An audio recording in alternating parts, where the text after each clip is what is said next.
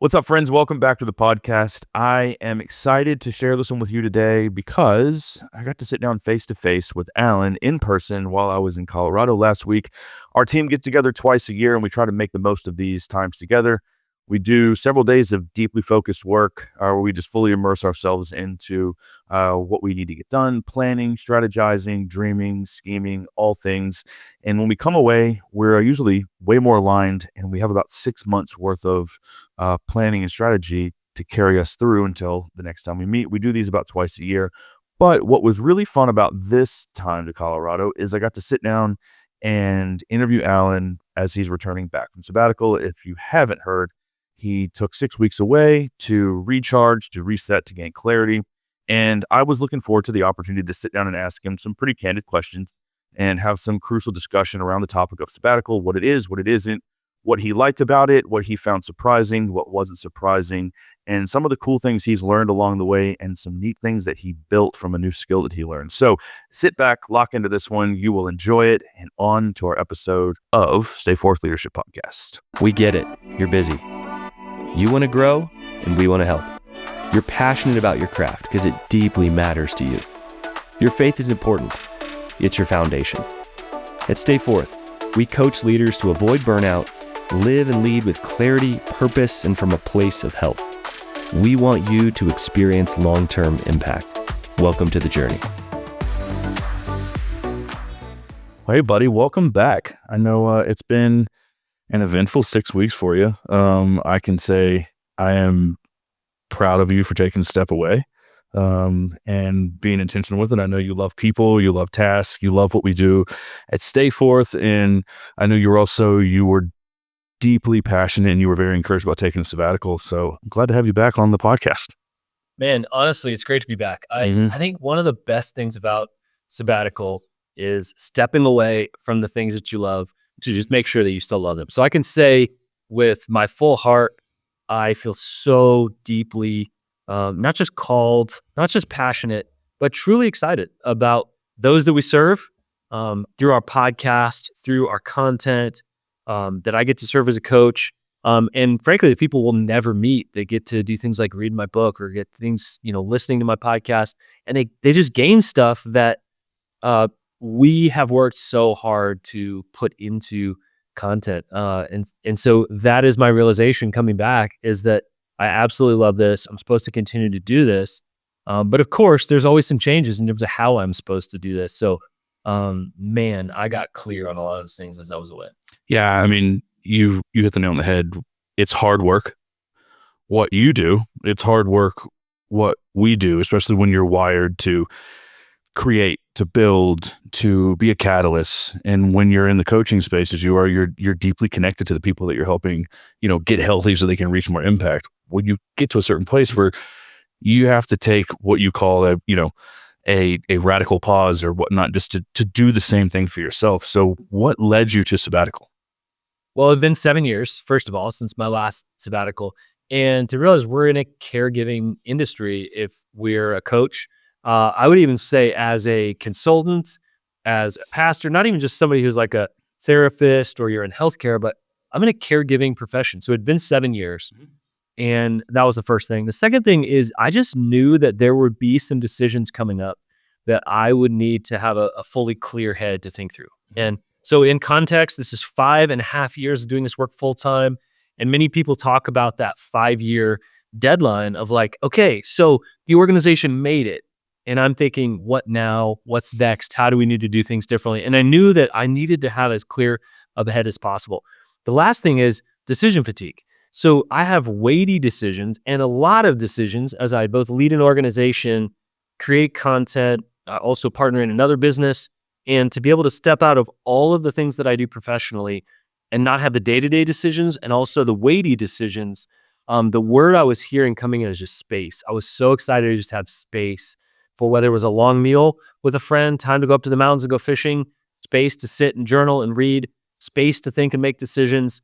And all three of those mattered. And frankly, I think the timing was absolutely perfect for what I needed in this time. Yeah, place, pace, and perspective. Also slowing down. You're an Enneagram 7. You're also a visionary. You go fast. You lead at a very high level. I'm always going to have And- more ideas than I can actually execute on, which is super sad at some level in life. I have to grieve that, but that I don't always need to be creating something new. And I think everybody needs to know themselves. And so I put enough guards around it that it's like, this is not to create anything new during this time. But of course, the new things, like I say during sabbatical, just kind of leak out and they come out effortlessly versus I'm here to produce this. Really, it was 6 weeks of not producing anything. Yeah, I think having not had one, but understanding what it's like to have at least some time away or also understanding what it's like to gain some clarity. I imagine if you're able to zoom out and step away, while structured, the clarity that you get, for me, when I gain more clarity, not only does overwhelm decrease, but my creative side just comes to life. And so I can't imagine, or I assume this is true, that taking that time away with the clarity that you're given, the amount of creativity and just life that was breathed back into you. Yeah, absolutely. A friend of mine says this, without margin, there's no imagination, which I think is like one of the best, truest statements ever for visionaries. And if you are flat creatively right now, and I wouldn't say I was flat creatively, but I would just say I knew that I wasn't producing new ideas that are fresh to me and to others at the level that I could, that's a sign that you need some more margin. You need some more space to be able to pull back and frankly to say, am I still excited about this? Do I still want to do this?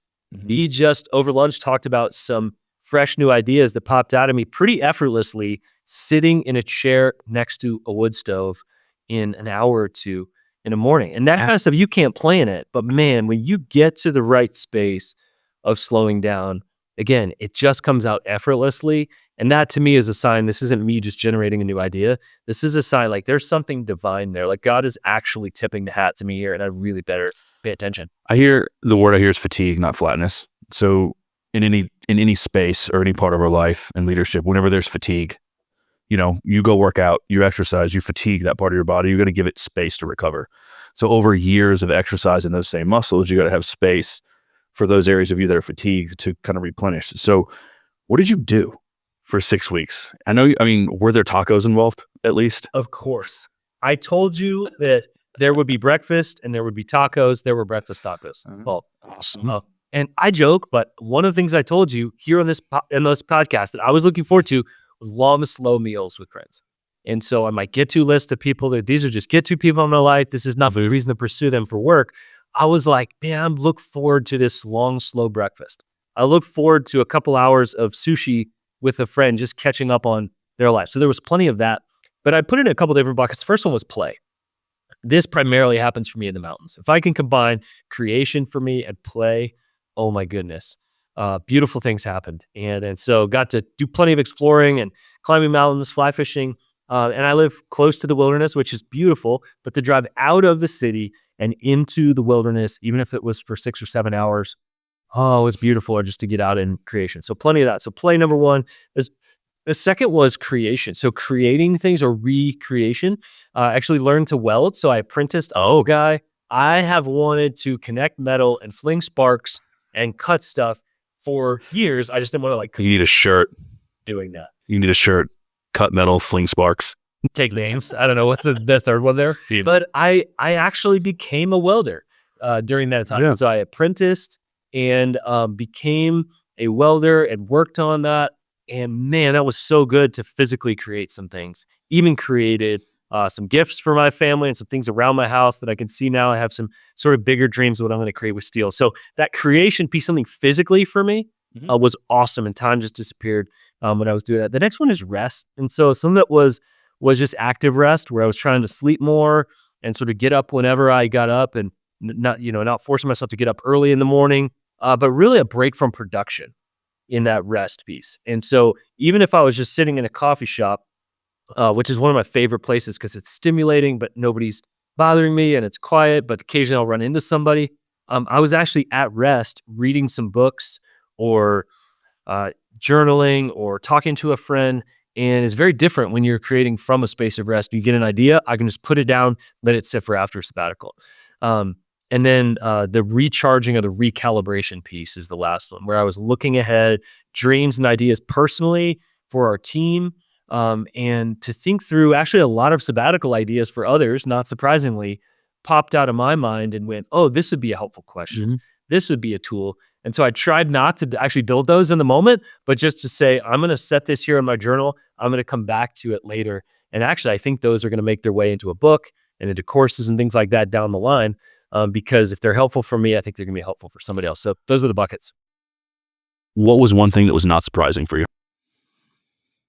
What was not surprising is that the first week I went up to the mountains. And it was just, if you could create a bucket list week in the mountains of Colorado in the late fall, that was it. And it was not surprising. That was exactly what I needed to get me really fast, recovered, and into the flow of sabbatical. It's like an otherworldly experience when you go up to the mountains. It looks like the Alps, and I'm up at these 14,000 foot, looking at these 14,000 foot peaks, and then there's fire in the hot tub, and I'm also climbing hard up this mountain and sweating and catching fish. And so those environments, that is the fastest way for me to just breathe and ramp down. So I was expecting that, kind of betting on that as a detox week, and man, did it deliver. Awesome. It's interesting what happens when you just prep well, plan well, prep well, you can execute well. I just worked the plan. Yeah. And maybe that's a non-surprising thing as well. With the same plan that I lead people through in sabbatical coaching, the same tools, the same questions I use to talk with my wife and prepare it. I use to prepare my schedule. I use to look back, look within, and look ahead. And if they didn't work, then we'd obviously have to recalibrate how we do everything, because Exactly. I am more passionate about sabbatical. I am more confident that we can help people in that. And frankly, I'm more empathetic for people that don't have support or don't have a plan, because without it, I would have spun up, and what I was supposed to do today. And I could have even gone back to shame and guilt that I'm not doing enough. And man, just working that plan, not surprising that the stuff that's helped of course people also works on me. You put in the work, you can execute well. So speaking of plan, you have mentioned before that this is not your first sabbatical, and you rated the first sabbatical either a 3 or a 4. Correct me if I'm wrong. It was like a 3 or a 4. Well, maybe it was a 4, and then I moved up to like maybe a 6.5 for the second one. This is my third crack. Okay. So you went from a 3 or 4 to a 6. What would you rate your most recent sabbatical? I got to give it a 9. Why? I got to give it a 9. It was the perfect sabbatical for me in this season of life and my family's life stage, which is the thing we don't always bring into account, is that if I was in my 20s, for my first one, my 30s for my second one, I'm going to have a very, very different sabbatical now with the age of my kids and their stage. And they were in school. My wife is working full time. You have to keep this stuff into account. If I would have gone overseas for a couple weeks, that's going to actually hurt my family and overburden my wife in that. So getting those little micro getaways for my wife and I, and also we got a getaway coming up.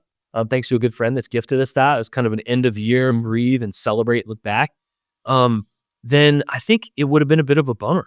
But I also traveled. I went to Scotland in September. So I kind of got like that big adventure thing out of the way for this fall. And I was really able to say, okay, why am I doing this again? And I still, after school and in the evenings, am very, very dedicated to my family. And so the strange thing was that it was like I had a day for myself every day, and then a day to serve my family every day. And that first part of the day was like, man, what do I need in order to refresh, replenish, and ultimately recalibrate?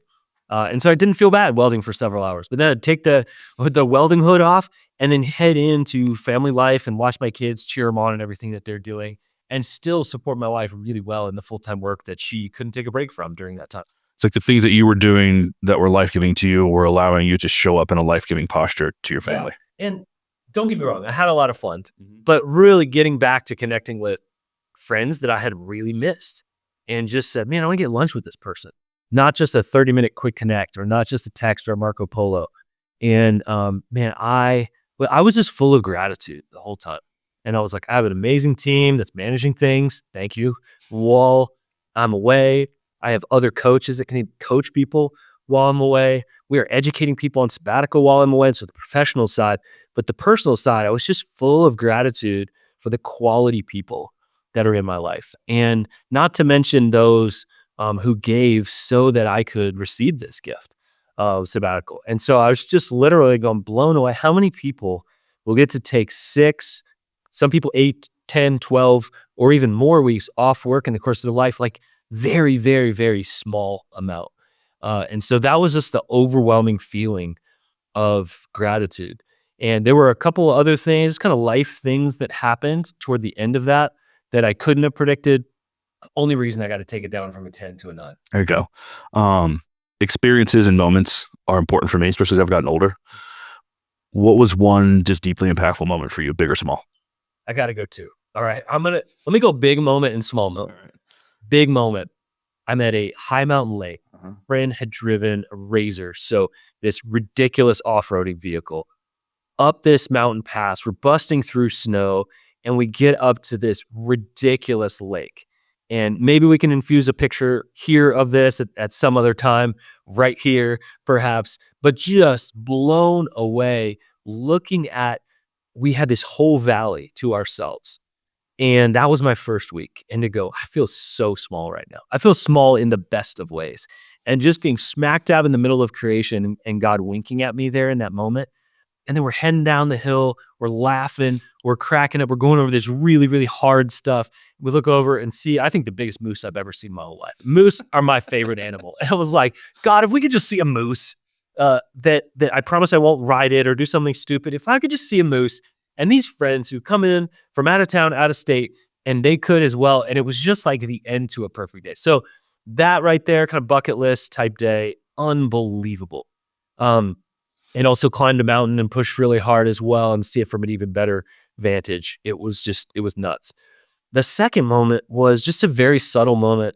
And I was sitting by myself next to my wood stove, and I was completely quiet.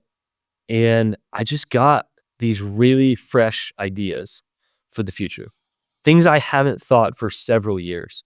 And it was like God reconnecting me back with my heart and some of the desires from my past that I thought were done. And I thought, I'm dreaming again. And this is not something I've thought about in a long time. And so I expect at the mountaintop, you're going to be inspired and think through those things. And yes, let it be the mountaintop. But sitting next to my wood stove with just a simple drink in my hand and my journal, to have those moments was incredible. And frankly, those are shaping how I plan the next year and maybe even the next 5 because of those moments of clarity. Yeah, I mean, extraordinary experiences can happen in the most ordinary of moments. Absolutely. And I was betting on that. Mm-hmm. I mean, 5 of 6 weeks, I'm just in my regular space, doing my regular things, dropping my kids off at school and picking them up, and honestly saying, God, I'm relying on you here to deliver because I think you have some things to say. And I'm ready to hear it. And I want to park there for just a second. And I think you just said something that listeners and anyone watching on YouTube will benefit from. You just said that you didn't necessarily go anywhere extreme. You stayed within your sphere of influence and your circle, so to speak. You just did things differently. And so, and I think most people could be true, thinking of sabbatical, like, oh, I need to retreat to a British Isle somewhere. I need to go into a far off place, or I need to shut myself away in a cabin forever. Like, you stayed in your hometown. Yeah. You put the work in ahead of time with the plan that we use, and you built this meaningful experience around places and spaces that you're already inhabiting. You just approach them differently. And I didn't spend much money. I think that's one of the biggest things. Like you say, oh, I want to go to Bora Bora or, some cabin in the mountains. And sure, I had that first week. I spent very little money when it comes down to it. And also, like, being away, again, would have hurt my family. Mm-hmm. And so I had to say, in the context of things that I care about, what is the right sabbatical for this moment, for this season? Don't get me wrong. My wife and I are dreaming about a sabbatical where 2, 3, 4 weeks of it we can spend together in Europe. But that's not right now. And so that question, what time is it for me? What season is it for me?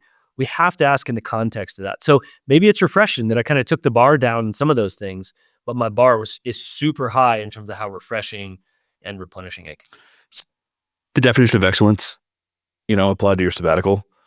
How can I create the best experience using the resources that I have available right now? Yep. So I love that.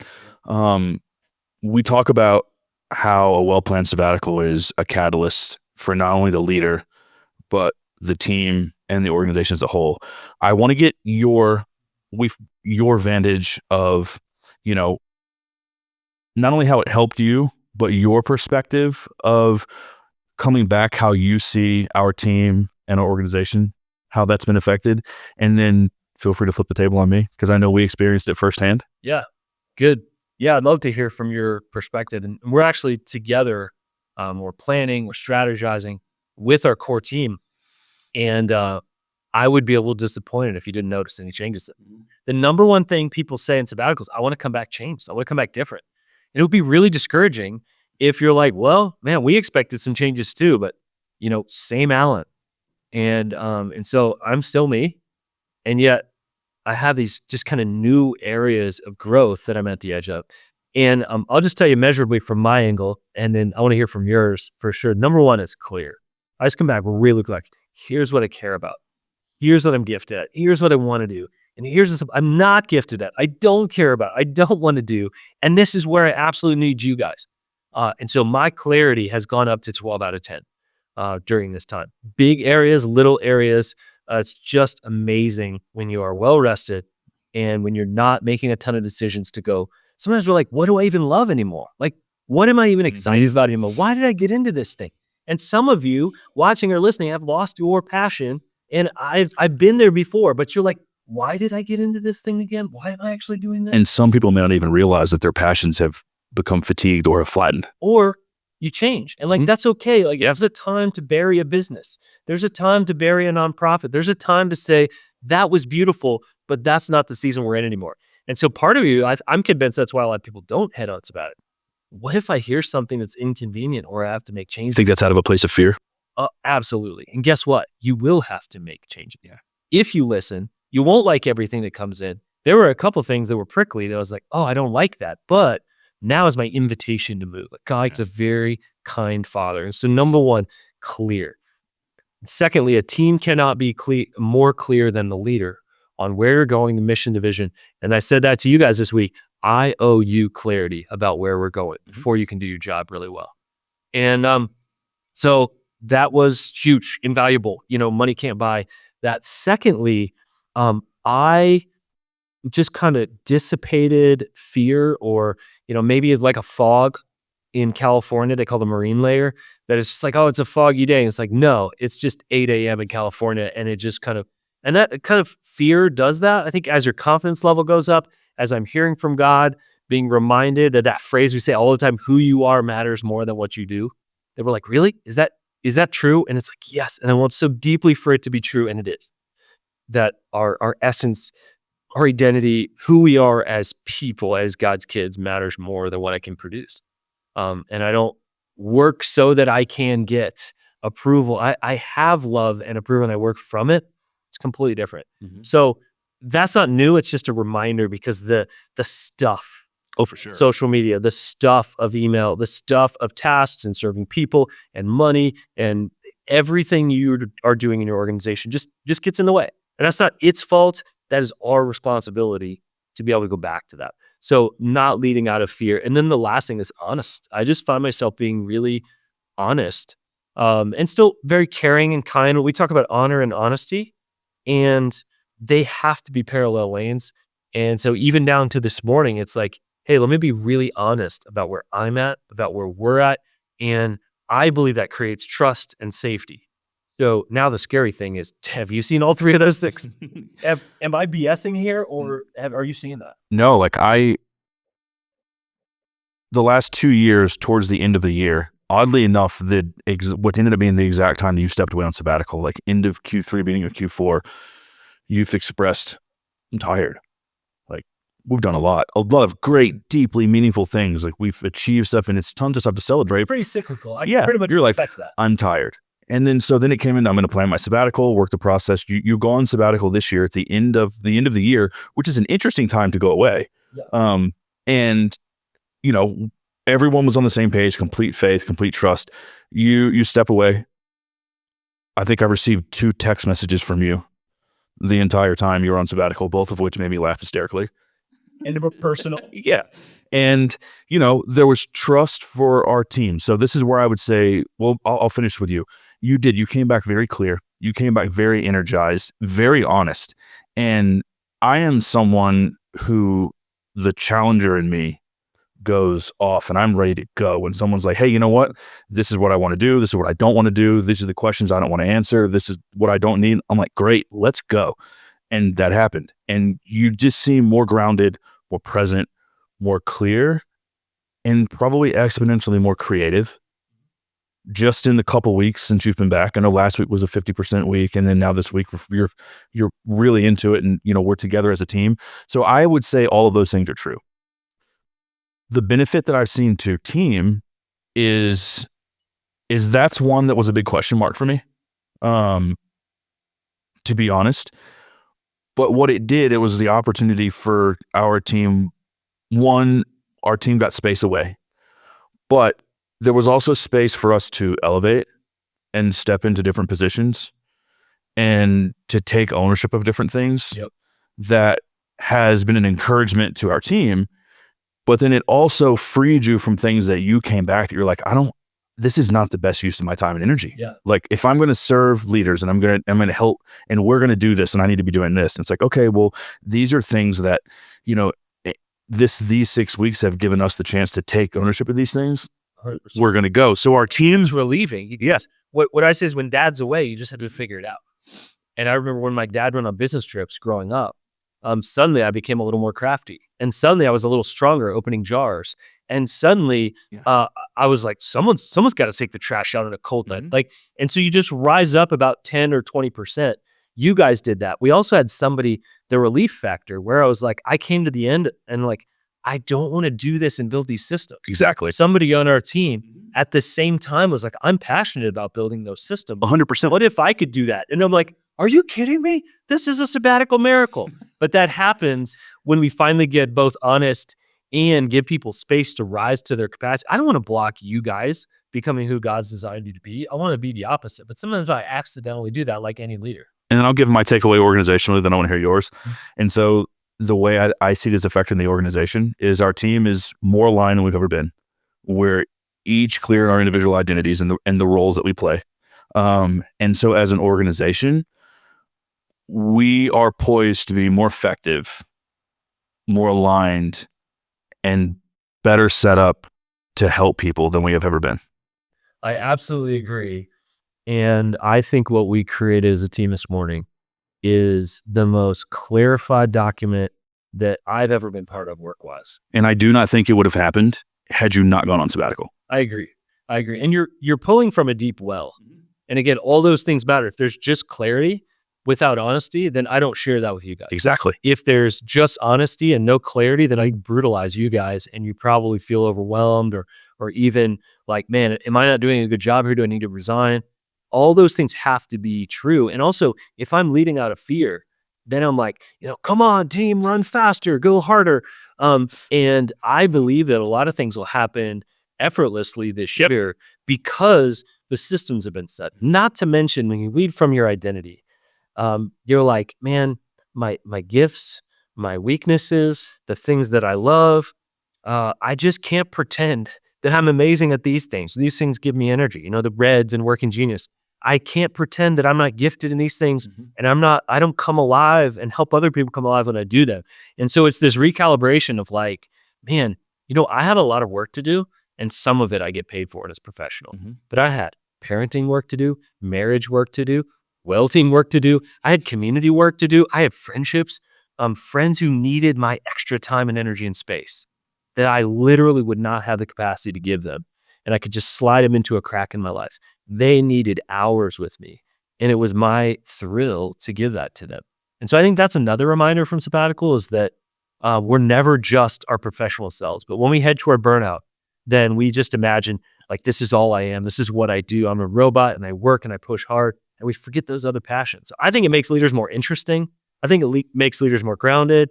I think it makes leaders more playful and have whimsy to be like, dude, I'm going to go create something out of steel today.